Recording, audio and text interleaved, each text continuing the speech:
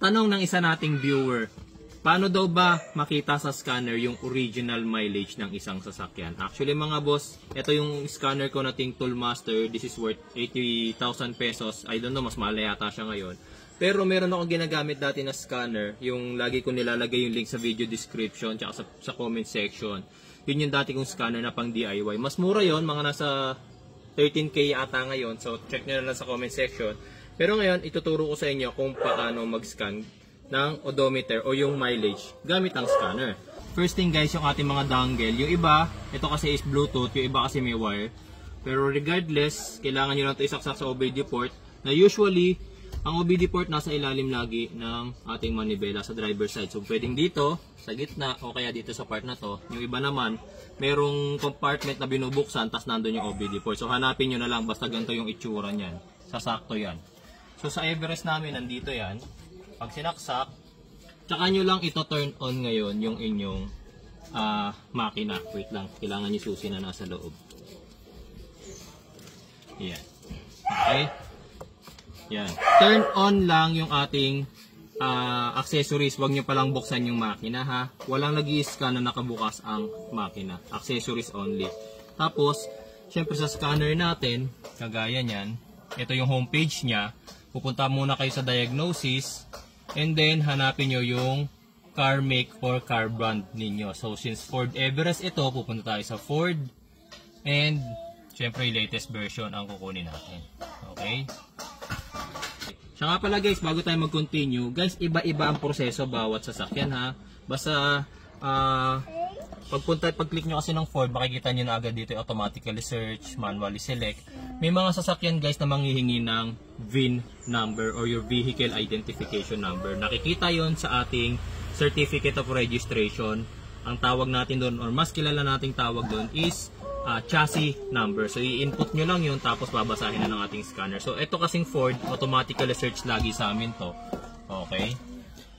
Pag nag-i-scan nga pala, lagi may nagtatanong, sir, kailangan ba ng internet connection kapag nag-i-scan? Actually guys, hindi naman na necessary. Pwede nyo i-connect sa internet pero makakapag-scan pa rin kayo kahit walang internet connection. Kailangan nyo lang naman ng internet connection kapag mag-a-update kayo ng scanner. Yan.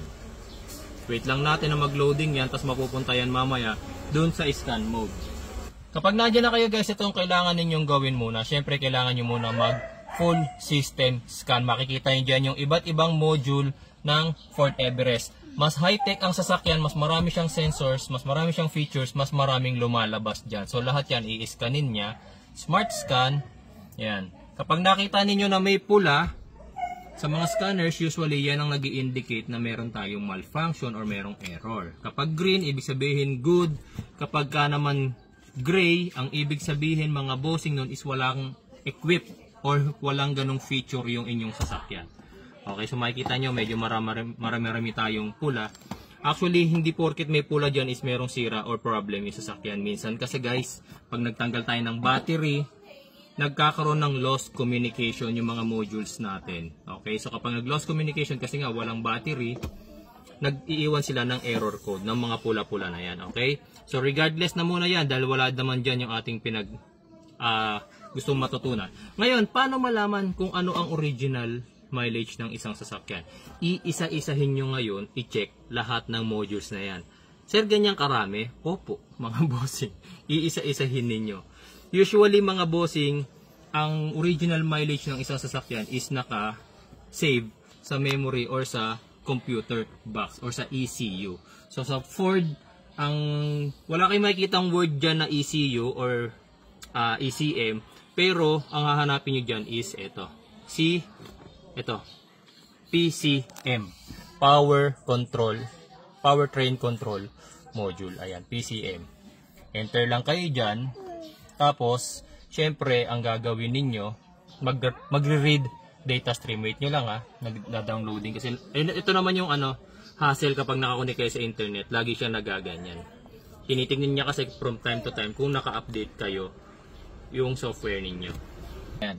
So, pagdating dito, makikita ninyo module information, clear fault memory, actuation test, OBD function, read fault code, read data stream, and special function. So, dito kayo sa read data stream. Okay? So gaya ng sabi ko, lahat ng modules is papasukan ninyo and magre-read data stream kayo.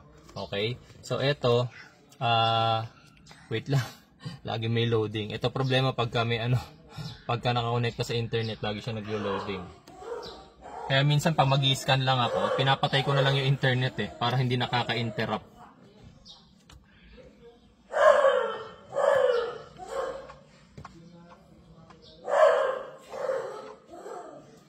Ayan.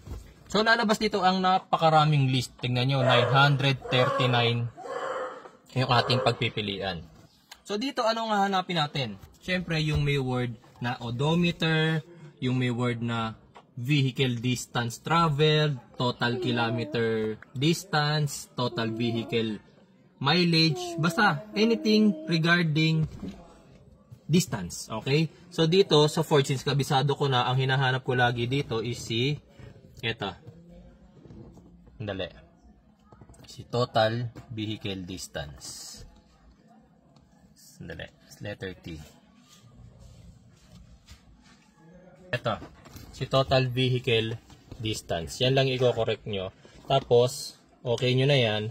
Then, lalabas dito, 6,886 kilometers na yung ating natakbo. Makikita nyo rito sa ating gauge. Hindi siya accurate. Meron siyang difference na 0.5 kilometers. 6,886. 0.5 naman dito. Which is, ganun talaga mga bossing. Meron niyang kahit konting discrepancy. Ito mga bossing sa mga nagkakamali. Dati, naging pagkakamali ko rin yung dati. Yan naituro ko na sa inyo. Lagi ako nag-check kasi dati sa instrument panel, which is mali. Huwag kayo sa instrument panel or IPC. Why? Kasi yung IPC, yung instrument panel natin, ito yun. Okay, ito yun. So, ito nga yung tinatamper. So, kapag natamper na ang ating instrument panel, halimbawa, di ba nakalagay ngayon dyan, 6,886.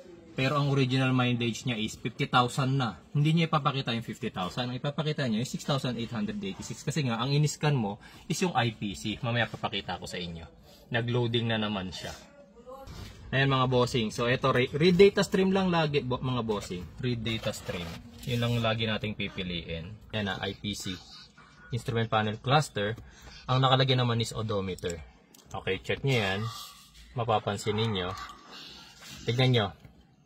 Saktong-sakto ang pinapakita niya. 6,886.5 kilometers. Dito naman sa ating gauge is 6,886.5 kilometers. So yan yung sinasabi ko sa inyo guys. Kapag IPC ang pinagbasihan ninyo, kahit gumamit kayo ng scanner, akalain nyo, original mileage nakalagay 6,886.5. Dito saktong-sakto 6,886.5. Ang hindi niyo alam, IPC nga or instrument panel nga yung ating tinatamper. So kapag tinamper nila ang ating IPC, yun din ang babasahin mismo ng scanner natin. So kaya hindi tayo sa IPC nagbe-base kasi nga yan yung tinatamper. So ang binabasa lagi natin is si ECU. Iba-iba guys, basta wag lang si IPC. ECU, minsan meron din yan sa transmission, minsan meron din yan sa kapag 4x4, meron din yan. Basta lahat ng module na nakikita nyo rito, read data stream kayo. Ayan, ang dami niyan. Siguradong merong isa dyan na magpapakita ng original mileage ng isang sasakyan. Okay? So, ang tanong, mga bossing, tanong na karamihan, lahat ba ng sasakyan, sir, nakikita ang original mileage? Unfortunately, and the sad truth, mga bossing, may mga sasakyan po na ang tanging nagre-record lang ng mileage is yung gauge. So, yung gauge nga po ang tinatamper. So, kapag natamper na yung gauge, wala nang ibang module na makapagsasabi sa inyo kung ano ang original mileage ng isang sasakyan.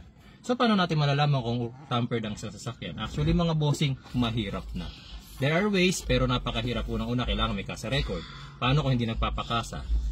Pangalawa, tinitingnan na lang namin dyan mga bossing, condition ng sasakyan. Halimbawa, sabi dito, 6,000 ang tinakbo. Pero yung upuan, mukha ng 100,000, lasog-lasog na, punit-punit na, lukot-lukot na. Yung manibela, na back na. Yung gulong, kahit halimbawa 2023 model, tapos 6,000 lang daw ang tinakbo, pero yung gulong stock mags, pero napalitan na yung gulong, nakakapagtaka yun mga bossing. Okay, so marami tayong pinagbabasihan dyan. Hindi lang tayo basta sa gauge tumitingin. Overall condition ng car tinitingnan po natin. Okay, so ang scanner is only a guide natin. Salamat po.